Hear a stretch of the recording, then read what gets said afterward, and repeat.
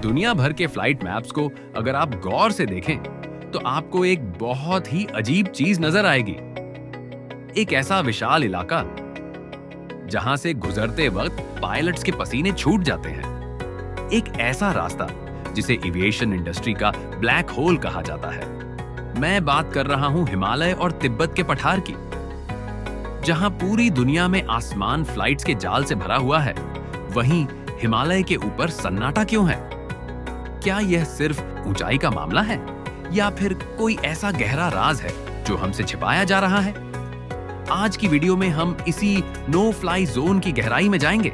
आप देख रहे हैं DNV नॉलेज एंड इंफोटेनमेंट। पहला और सबसे बड़ा तकनीकी कारण है ऑक्सीजन और ऊंचाई। ज्यादातर कमर्शियल प्लेन्स 35,000 फीट की ऊंचाई पर उड़ते हैं, लेकिन अगर अचानक प्लेन के केबिन का प्रेशर कम हो जाए तो पायलट का सबसे पहला काम होता है प्लेन को फौरन 10,000 फीट तक नीचे लाना, ताकि यात्री बिना ऑक्सीजन मास्क के भी सांस ले सके। लेकिन हिमालय के मामले में यह मुमकिन नहीं है।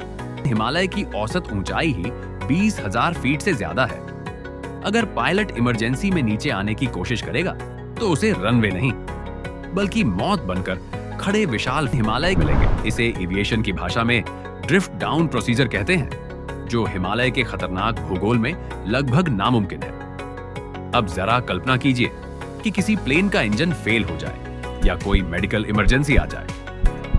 ऐसे में प्लेन को फौरन एक इमरजेंसी लैंडिंग की जरूरत होती है। लेकिन तिब्बत को दुनिया की छत कहा जाता है।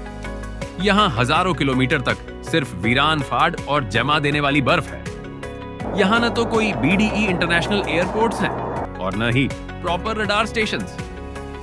रडार के बिना पायलट को जमीन से कोई गाइडेंस नहीं मिल पाता।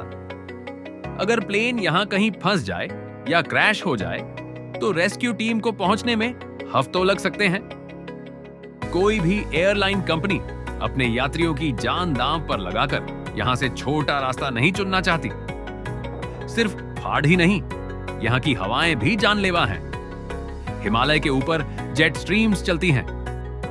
ये वो हवाएं हैं जिनकी रफ्तार 250 से 300 किलोमीटर प्रति घंटा तक पहुंच जाती है। ये हवाएं इतनी ताकतवर होती हैं कि एक विशाल बोइंग प्लेन को भी किसी खिलौने की तरह हवा में उछाल सकती है।